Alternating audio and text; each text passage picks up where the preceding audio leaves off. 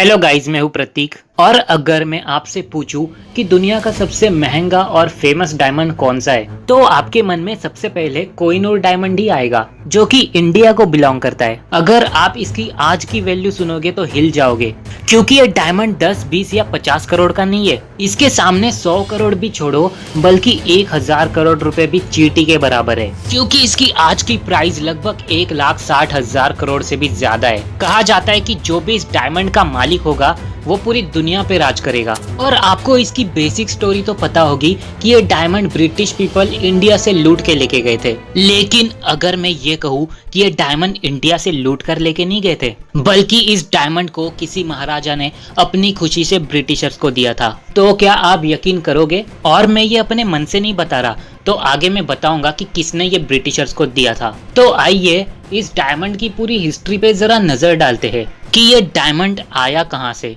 लेकिन सबसे पहले मैं आपका ये एक मिथ क्लियर कर देता हूँ कि रियलिटी में गोल्ड डायमंड से ज्यादा रेयर होता है, जबकि हमें ये गलतफहमी है कि डायमंड ज्यादा रेयर होते हैं। तो कोहिनूर की कहानी शुरू होती है 1300 AD से, मतलब कि 12th सेंचुरी से, जब इस डायमंड को इंडिया के साउथ रीजन की एक जगह गोलकोंडा के पास कुल्लूर माइन में पाया गया था। ये वो टाइम होता है जब साउथ इंडिया में ककतीय डायनेस्टी का राज होता है। अब ईयर 1400 AD में ककतीय डायनेस्टी के पास ये डायमंड होता है। अब उस टाइम नॉर्थ इंडिया में दिल्ली सुल्तानेट की बहुत बड़ी टेरिटरी होती है। ये टेरिटरी में 5 बड़े बड़े डायनेस्टीज ने राज किया है: ममलुक, खलजी, तुगलक, सईद और लोदी। तो अब 14th सेंचुरी के स्टार्टिंग में खलजी डायनेस्टी का राज होता है दिल्ली सुल्तानेट पर। और खलजी डायनेस्टी का सुल्तान अलाउद्दीन खिलजी साउथ इंडिया के ककतीयस पर आक्रमण करता है और उनको लूट के चला जाता है, और लूट में उसको ये डायमंड भी मिलता है।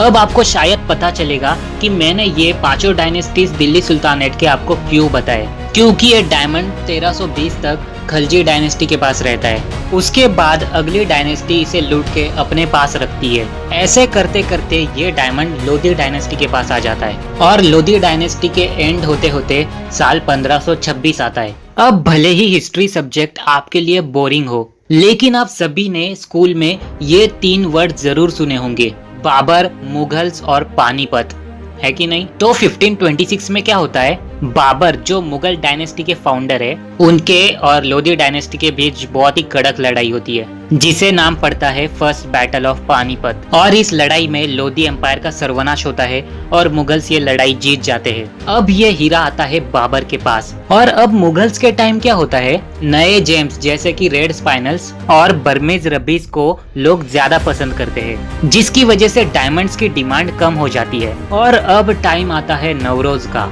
यानी कि पर्शियन का न्यू ईयर सेलिब्रेशन, जहां पर कॉमन पब्लिक जेम्स और पैसे लेके आते हैं और रॉयल फैमिलीज को देते हैं, जिसके बदले में रॉयल फैमिलीज उनको पॉलिटिकल सपोर्ट दे सके। अब क्या होता है, ईयर 1635 आता है। ये शाहजहां का टाइम होता है, जो कि मुगल डायनेस्टी का 5वां राजा होता है। अब शाहजहां के टाइम मुगल्स के पास बहुत ज्यादा खजाना हो जाता है। शाहजहां के पास बहुत ज्यादा डायमंड्स और जेम्स होते हैं, जिसमें ये स्पेशल डायमंड भी होता है। तो अभी शाहजहां क्या डिसाइड करता है, वो ये डायमंड्स और जेम्स पीकॉक थ्रोन को सजाने में यूज करेगा। अब ये पीकॉक थ्रोन क्या है, तो गाइस ये मुगल्स के टाइम के सिंहासन को बोलते हैं। अब करीब 100 साल तक, यानी कि 1635 से 1738 तक ये डायमंड मुगल्स के पास ही रहता है। फिर 1738 में एक ईरान का राजा नादिर शाह अफशर आता है, जो कि अफशरी डायनेस्टी का फाउंडर होता है। ये बंदा मुगल टेरिटरी पे अटैक करता है। बहुत ही कम समय में नादिर शाह पूरे दिल्ली पे कब्जा जमाता है, सिटी के लोगों को मार डालता है और मुगल डायनेस्टी के खजाने को लूट लेता है। कहा जाता है कि इसने लगभग 10,000 वैगन्स की लूट की थी, जिसमें ये करोड़ों रुपए और कुछ ऐतिहासिक ज्वेलरीज की चोरी करता है। और मुगल एम्पायर का पीकॉक थ्रोन मतलब कि सिंहासन भी अपने साथ ईरान ले जाता है, जिसमें ये अनमोल हीरा लगा हुआ है। और अब पहली बार इस डायमंड को 1740s में कोहिनूर का नाम दिया जाता है, नजीर शाह और मोहम्मद काजिम मारवी के द्वारा।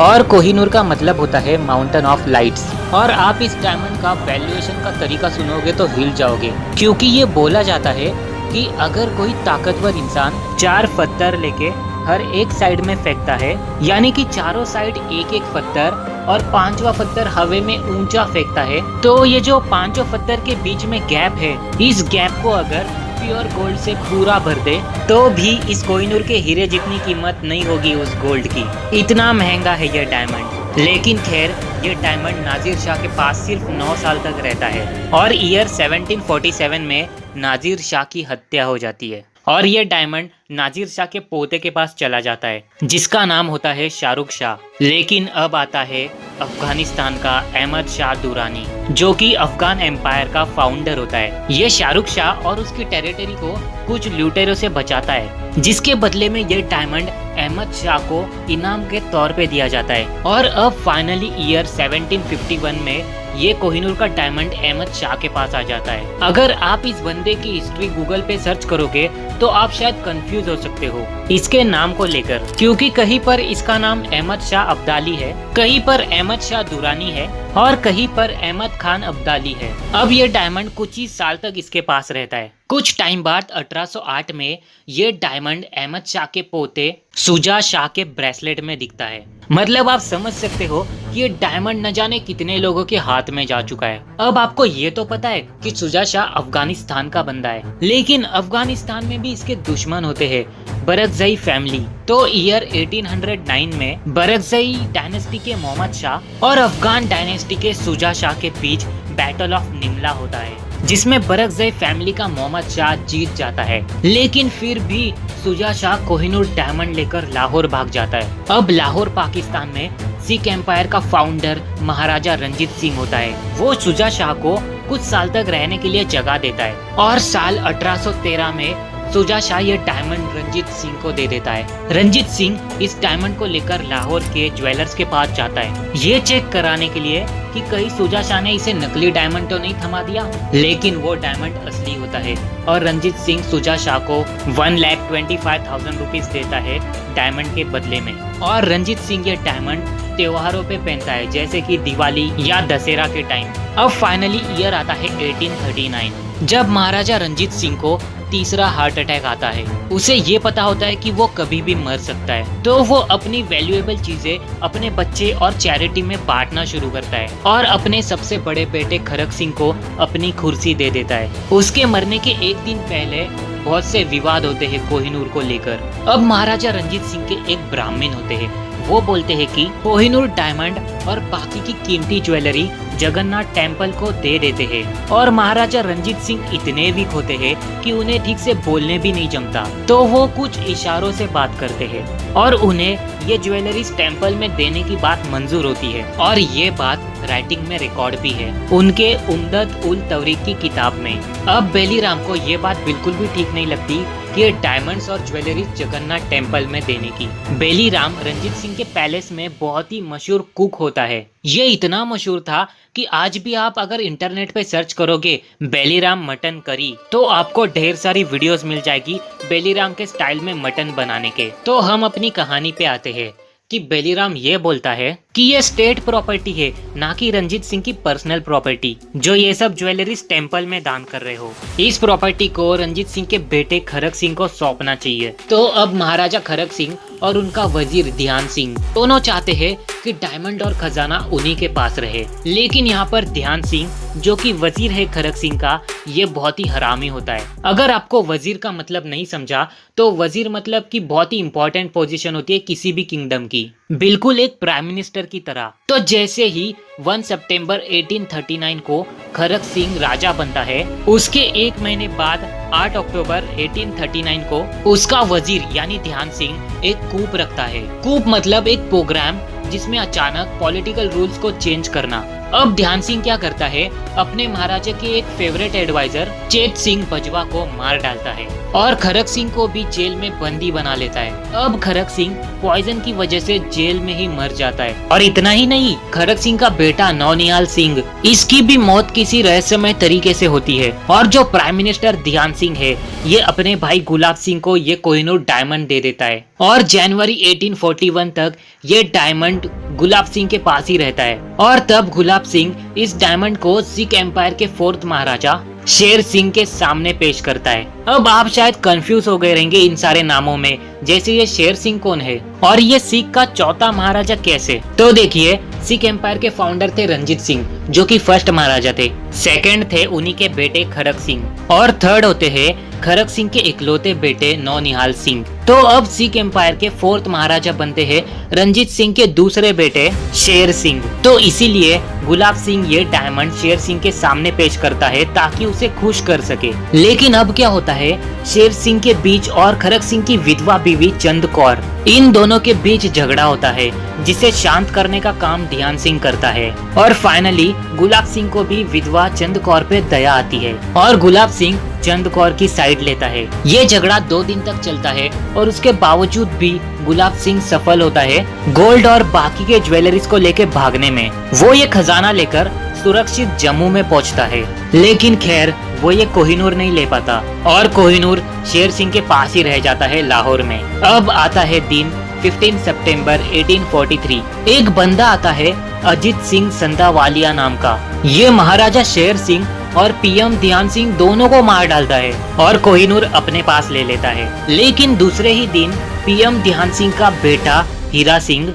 अजीत सिंह संधावालिया और उसके सैनिकों को मार डालता है और अपने बाप के मरने का बदला ले लेता है और कोहिनूर डायमंड अपने पास रख लेता है। और हीरा सिंह सिर्फ 24 साल का ही होता है, लेकिन फिर भी एक हैरतअंगेज चीज करता है कि सिख एम्पायर के सबसे पहले महाराजा रंजीत सिंह उनका सबसे छोटा बेटा 5 साल के दुलीप सिंह को महाराजा बना देता है और इस 5 साल के बच्चे के हाथ में डायमंड पहना देता है और खुद प्राइम मिनिस्टर बन के बैठ जाता है। अभी इसी के अगले साल यानी 1844 में हीरा सिंह को कोई मार डालता है। अभी किसने मारा ये प्रूफ इंटरनेट पे भी नहीं है, लेकिन ये माना जाता है कि इस बार किसी बाहर के बंदे ने नहीं बल्कि सिख एम्पायर के ही किसी बंदे ने मारा है। और उस टाइम अंग्रेज अपने इंडिया के कुछ टेरिटरीज पर खुद की गवर्नमेंट बनाते हैं और अपनी कंपनीज चलाते हैं, जैसे कि ईस्ट इंडिया कंपनी। और जब अंग्रेज को ये पता चलता है कि पंजाब के सिख एम्पायर में अंदर ही अंदर झगड़े चालू है, तो अंग्रेज मौका क्यों छोड़ते। और इस रीजन की वजह से पहला एंग्लो सिख वॉर स्टार्ट होता है, जो कि सिख एम्पायर और ईस्ट इंडिया कंपनी के बीच होता है 1845 में। और इस वॉर में ईस्ट इंडिया कंपनी की जीत होती है और गुलाब सिंह हार जाता है। लेकिन इस फर्स्ट एंग्लो सिख वॉर के बाद 16 मार्च 1846 को एक ट्रीटी साइन होती है, ट्रीटी ऑफ अमृतसर के नाम से। इस ट्रीटी में ये एग्रीमेंट होता है कि गुलाब सिंह 75 लाख रुपए में जम्मू एंड कश्मीर के कुछ हिस्से को खरीदता है ईस्ट इंडिया कंपनी से। और ऐसे करके गुलाब सिंह फर्स्ट महाराजा बनता है जम्मू एंड कश्मीर का। और इसके जस्ट 3 साल बाद 29 मार्च 1849 को सेकेंड एंग्लो सिख वॉर होता है, जिसमें पंजाब की टेरिटरी भी ब्रिटिश के रूल्स में आ जाती है। और फिर एक और ट्रीटी साइन होती है ट्रीटी ऑफ लाहौर के नाम से, जो कि officially Kohinoor diamond queen Victoria को मिल जाता है। और आपको शायद ये सवाल आएगा कि कोहिनूर डायमंड ब्रिटिशर्स को देने की जरूरत ही क्या थी। तो देखो, इसके पीछे बहुत सारे रीजंस है। जैसे कि पहले तो सिख एम्पायर में ही अंदर लड़ाइयाँ हो रही थी, और दूसरी चीज जैसे कि कुछ सिख एम्पायर के लोग जैसे लाल सिंह और तेज सिंह, ये लोग ब्रिटिशर्स के साइड से थे। और तीसरी चीज कि ब्रिटिशर्स को अपनी टेरिटरी एक्सपांड करनी थी। और सबसे इम्पोर्टेंट चीज कि तभी सिख एम्पायर का महाराजा था 11 साल का दुलीप सिंह। अब ये छोटे से महाराजा दुलीप सिंह के बिहाफ पर तेज सिंह ये ट्रीटी साइन करता है अंग्रेजों के साथ, जो कि होती है लास्ट ट्रीटी ऑफ लाहौर। और फाइनली ये डायमंड ऑफिशियली ब्रिटिशर्स के हाथों में चला जाता है। अब आपको शायद ये भी सवाल आएगा कि तूने तो वीडियो के स्टार्टिंग में ये बताया कि किसी महाराजा ने ये डायमंड अपनी मर्जी से दिया है ब्रिटिशर्स को। तो गाइज मैं ये इसलिए बोला क्योंकि 2016 के सॉलिसिटर जनरल ऑफ इंडिया होते हैं रंजीत कुमार। वो कहते हैं कि ये डायमंड महाराजा रंजीत सिंह ने अपनी मर्जी से दिया है ब्रिटिशर्स को, क्योंकि ब्रिटिशर्स ने सिख एम्पायर को मदद की थी वॉर में, इसीलिए। तो कोहिनूर चुराई हुई चीज नहीं है। तो अब आप ही बताओ कि अगर ब्रिटिशर्स ने सिख को मदद की थी तो फर्स्ट एंग्लो सिख वॉर हुआ ही कैसे? क्योंकि एंग्लो सिख वॉर का मतलब अंग्रेजों और सिख एम्पायर के बीच का वॉर। तो दुश्मन ही अपनी मदद कैसे कर सकता है भाई? और रही बात कि महाराजा रंजीत सिंह ने अपने मर्जी से यह डायमंड दिया है, तो ट्रीटी ऑफ लाहौर के आर्टिकल नंबर 3 में ये साफ साफ लिखा है कि Kohinoor taken from Shuja Shah by Maharaja Ranjit Singh, यानी जो हीरा रंजीत सिंह ने लिया है शुजा शाह से, shall be surrender by the Maharaja of Lahore to the queen of England. मतलब लाहौर के महाराजा 11 साल के दुलीप सिंह ने ये डायमंड क्वीन विक्टोरिया को समर्पित करना चाहिए, ये है इसका मतलब। और महाराजा रंजीत सिंह तो 1839 में ही हार्ट अटैक से चल बसे, और ट्रीटी ऑफ लाहौर तो उनके गुजरने के 10 साल बाद 1849 में साइन हुई थी। और last but not the least, ये ट्रीटी एक 11 साल के महाराजा दुलीप सिंह और ब्रिटिशर्स के बीच साइन हुई थी। तो ये कौन से एंगल से दुलीप सिंह ने खुद की मर्जी से ये डायमंड ब्रिटिशर्स को दिया है? देखो भाई, ये बहुत ही कंट्रोवर्शियल टॉपिक है, लेकिन भले ही कोहिनूर ऑफिशियली दिया हो, पर इसमें किसी की मर्जी नहीं थी देने में। अब इसके बाद भी इस डायमंड की बड़ी सी कहानी है कि कैसे ब्रिटिशर्स इस डायमंड को ब्रिटेन लेके जाते हैं। तो ये अगले वीडियो में मैं कवर करूंगा, क्योंकि अभी ये वीडियो लंबी हो रही है। तो आज के लिए इतना ही रखते हैं। वैसे आप क्या सोचते हो, यहाँ किसकी गलती है? मुझे कमेंट में बताओ। वीडियो से थोड़ा भी सीखने मिला तो लाइक और सब्सक्राइब कर दो। मिलते हैं हम अगले वीडियो में, जब तक के लिए बाय बाय।